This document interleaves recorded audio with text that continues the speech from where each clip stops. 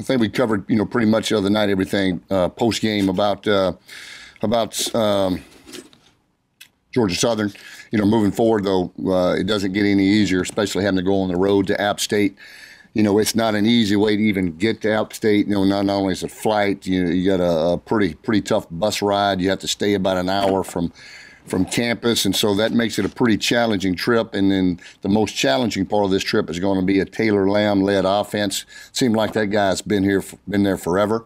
I think he's a fourth-year starter, but it seems like it's been there longer than that. And then when you think of App State, you think about a very salty defense with a lot of speed that makes a lot of plays.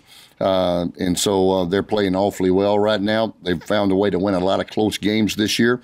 For them, they'll be playing for the Sun Belt Conference, a share of the Sun Belt Conference championship, and we'll be playing for a bowl berth. And so obviously a lot riding on this game for both teams.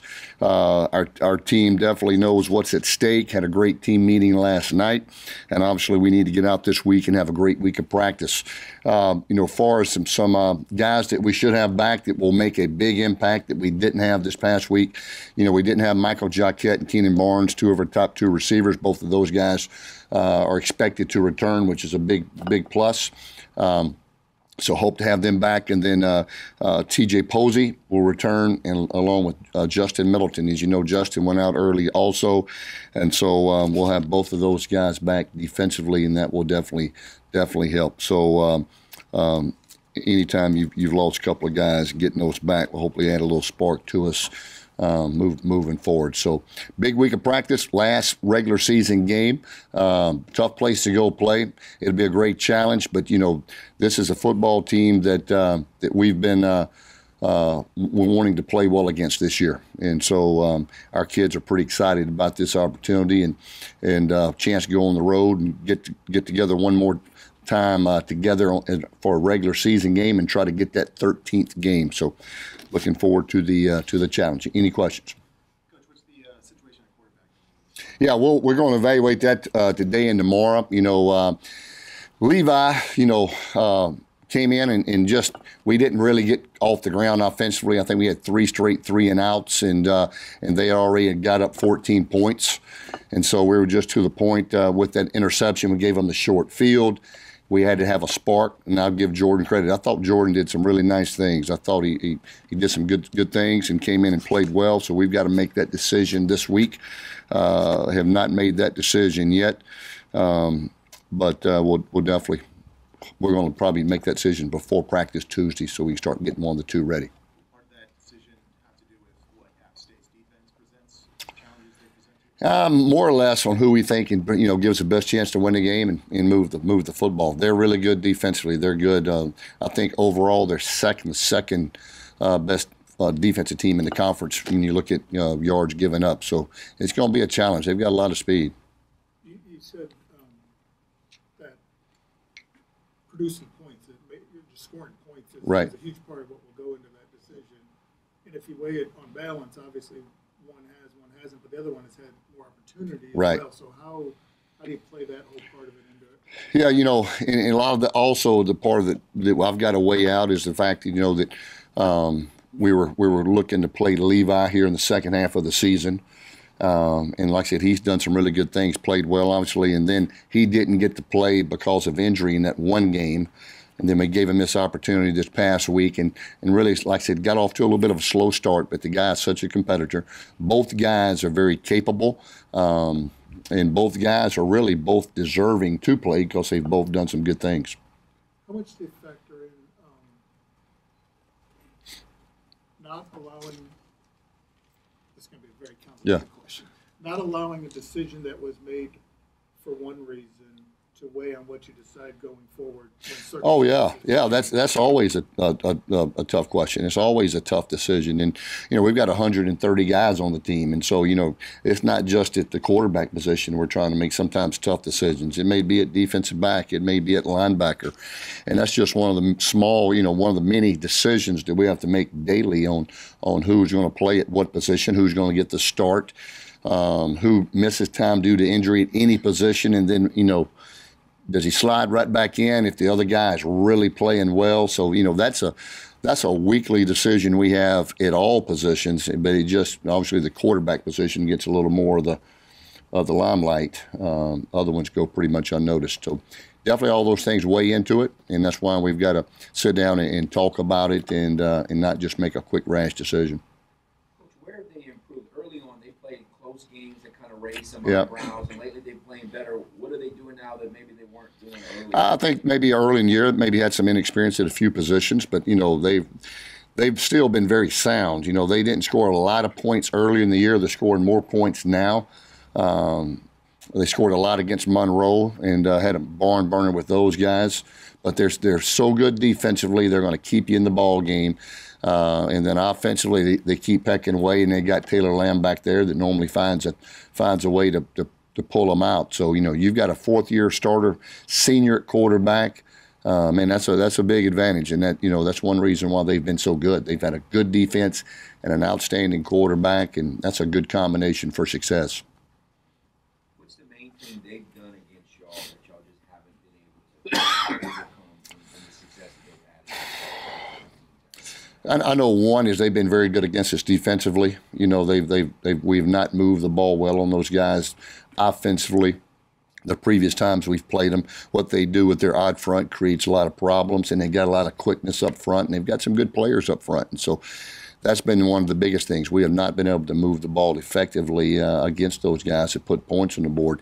When we went to Boone 2 years ago, or maybe last year, 2 years ago, or last year, we played pretty well defensively, just couldn't get much going offensively, and so that's been the biggest thing. You had the carrot of the bowl thing dangling on Saturday. Yep. And it didn't work. How motivated are they, do you think? Man, yeah, I think they're super motivating. If you're not motivated for that, I don't know what would get you motivated. You still got a chance to get to a bowl and still have a chance to have a winning record. And so this senior class still, they want to leave a legacy, something that they can leave behind. And at least getting their team to a bowl, the chance to win the bowl, that would be 2 goals they can check off their list right there. And so that this senior class wants to do something. And like I said, they've come up close with a double overtime loss, a close loss to Tulsa, and a close loss the other night where we had a chance, we felt like, to get back into the game. So we've had some losses that, we, with a little break here or there, played a little better, maybe here or there, we could have a much better record. But at the end of the day, we don't. We're still fighting to have a winning record, but they know we can get this done, and they're pretty determined. I mean, we had a great team meeting last night, and it was a consensus when you walked out of there that these guys were focused and ready to try to make this happen. Are the players that were out Saturday going to be available for this week? Excuse me? The players that were out injured last game, are going to be back for this game? Yeah, that's what I said a while ago. Those guys, they'll be back this week. Well, Corey Turner. Corey Turner played last week. Yeah, played a little bit limited. Yeah, I'm hoping he'll be a little bit. He didn't play very much, but hopefully he'll be back even more this week.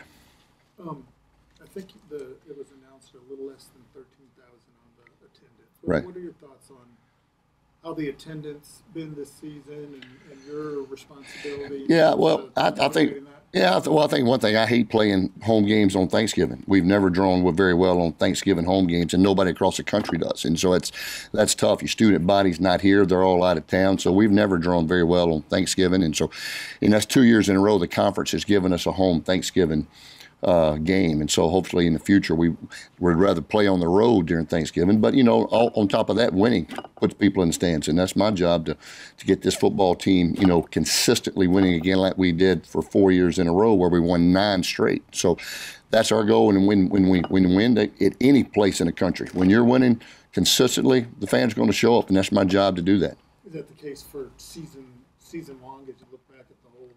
Probably so. Oh yeah, absolutely. And like I said, we didn't get off to a great start, and but we did, get a little bit on the roll there mid-season and got some things turned around and got back on the right foot. And so now we got to finish. But a lot of things stacked against us, and so. But you know what? We're using that as motivation, and we know that we've got an opportunity to still finish strong. And a lot of things now are starting to fall in place because now, starting December 1st, all the NCAA penalties are finally over, so that won't be a hindrance like it has been for the last 3 years. And so now we'll get all our scholarships back, all of our initials back, being able to sign mid-year signings for the first time in 3 years back.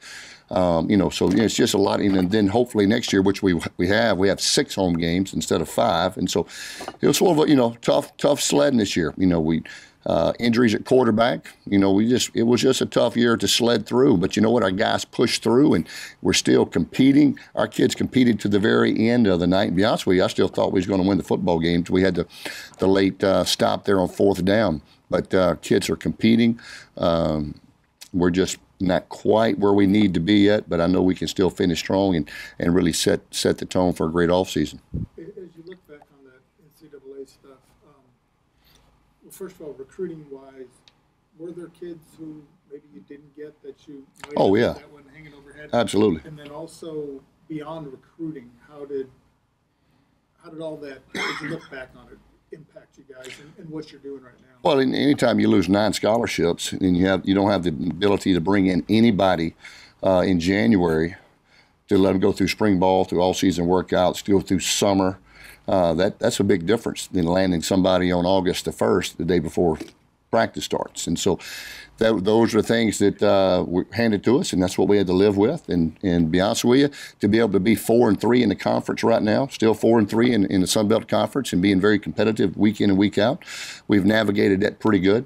Those years we won 4 straight bowl games and 9 games, 4 straight years, that was an unbelievable level of consistency. And when the NCAA penalizes you, they don't do it to make your program go from 9 wins to 12 wins.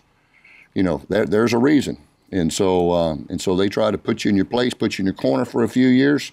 And now we're finally going to let us out of the corner. And so now we can get back and obviously get back to the level that we established our first 4 years here as a program. Has early recruiting, the new signing period, changed anything the way you guys have been operating? Yeah, official visits take place a little bit sooner. We've got an official visit weekend next weekend, which normally we wouldn't have one quite that early. And so now we'll have an official visit weekend next weekend for guys that we're planning on signing in the early signing period.